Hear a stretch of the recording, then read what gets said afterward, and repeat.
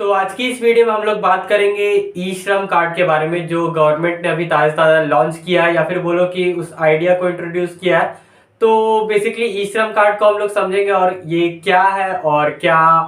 किसे बनवाना चाहिए और इससे क्या होगा अगर कोई इसे बनवा ले, तो इसके क्या बेनिफिट्स होंगे हम लोग उसके बारे में थोड़ा सा जानने की कोशिश करेंगे। तो देखो, गवर्नमेंट जैसे कि अभी यहाँ पर आप लोग भी जानते हो, मैं भी जानता हूँ, कोविड का दोबारा से एक नया थर्ड वेव आया है और कोविड ने अभी पीक पकड़ना स्टार्ट कर दिया है, जिस वजह से बहुत जगह पर कर्फ्यू लग चुका है, बहुत जगह पे लॉकडाउन लग चुके हैं, कहीं पे पार्शियल बेसिस पे लॉकडाउन लगे हुए हैं, कहीं पे कंप्लीट लॉकडाउन है। बहुत सारे ऐसे जगह पर है जहां पर मतलब कि शुरुआत में जैसे शुरुआत का जो लॉकडाउन हुआ था उस तरह का कुछ लॉकडाउन अभी फिर से लगा दिया गया है। तो आपको याद होगा कि जब शुरुआत में लॉकडाउन हुआ था तो जितने भी बोल लो आप लोग फार्मर्स बोल लो या फिर जितने भी स्ट्रीट वेंडर्स हो गए, जो लोग अपने मतलब स्ट्रीट पर आकर के स्ट्रीट फूड्स बेचा करते थे, फास्ट फूड बेचा करते थे और जिनकी छोटी मोटी दुकान थी और उसी दुकान से उनकी रोजी रोटी आ रही है,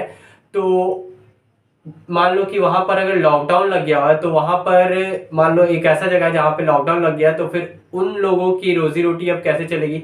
अगर वो लोग कुछ बेचेंगे नहीं और कोई कुछ खरीदेगा नहीं तो फिर वहां पर उन लोगों को खाने पीने में दिक्कत हो जाएगा। इसको टैकल करने के लिए गवर्नमेंट ने इस नए स्कीम को लॉन्च किया है, मतलब अभी फिलहाल इसके बारे में अनाउंसमेंट किया है। और आप चाहो तो ये जो ई श्रम कार्ड है इसे जा करके बनवा सकते हो, लेकिन यार आप क्यों बनवाओगे? आप तो मतलब अगर आप स्ट्रीट वेंडर नहीं हो या फिर आप अगर आपके पास पैसों की बेसिकली कोई कमी नहीं है तो मुझे नहीं लगता है कि आपको ये ई श्रम कार्ड बनवाना चाहिए। क्योंकि अगर आप इस तरह से मतलब टाइम पास के लिए ही या फिर बोलोगे चलो हमें भी फ्री के पैसे मिल जाएंगे, अगर फ्यूचर में गवर्नमेंट कभी अगर किसी मतलब इन सभी वर्ग के लोगों को अगर कभी पैसा इन्हें देना हो तो इस ई श्रम के कार्ड के थ्रू गवर्नमेंट हमें पैसा दे सकती है। मतलब जिनके पास भी ये वाला जो कार्ड बना हुआ होगा तो गवर्नमेंट उसे पैसा देगी इन ई श्रम कार्ड के हेल्प से। तो अगर आप लोगों ने भी अगर अपना बनवा लिया, वैसे तो आपको नहीं बनवाना चाहिए, क्योंकि अगर आप बनवा रहे हो तो फिर और सिर्फ मजे मजे में बना रहे हो या फिर आप ये बोल रहे हो कि हमें भी फ्री के पैसे चाहिए, तो ऐसा तो नहीं है। क्योंकि भाई पैसा अनलिमिटेड तो है नहीं गवर्नमेंट के पास। अगर आप बनवा लोगे तो समझ लो कि आप अगर एक आदमी का या फिर एक पूरे के पूरे सोसाइटी की या फिर एक पूरे के पूरे वर्ग का पैसा ले रहे हो।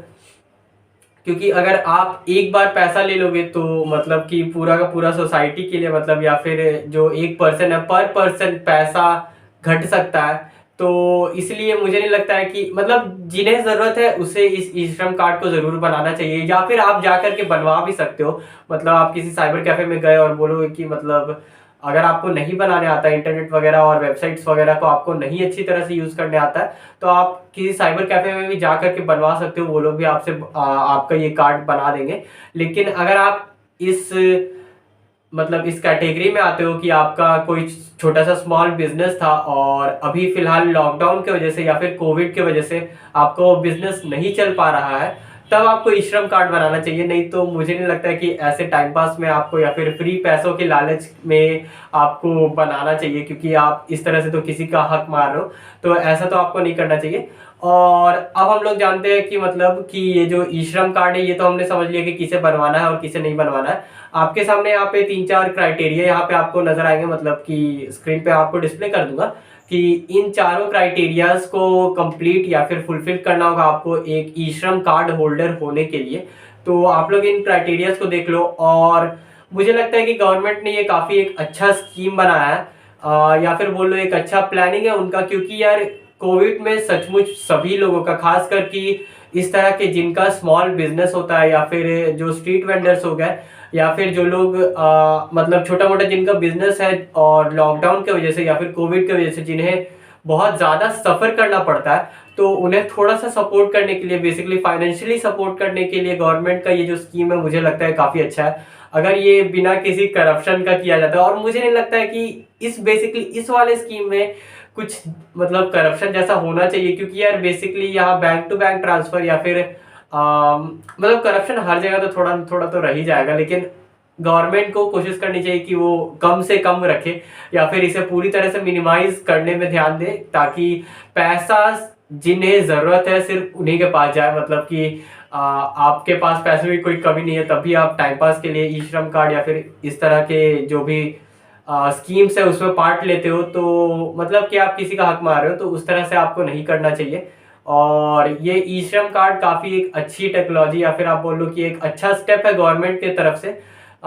तो कुछ इस तरह से इस ई श्रम कार्ड के बारे में आज हम लोगों ने जाना। तो अगर आपको ये वाली वीडियो पसंद आई तो इस चैनल को सब्सक्राइब करो और बेल आइकन को भी दबाना ना भूलना।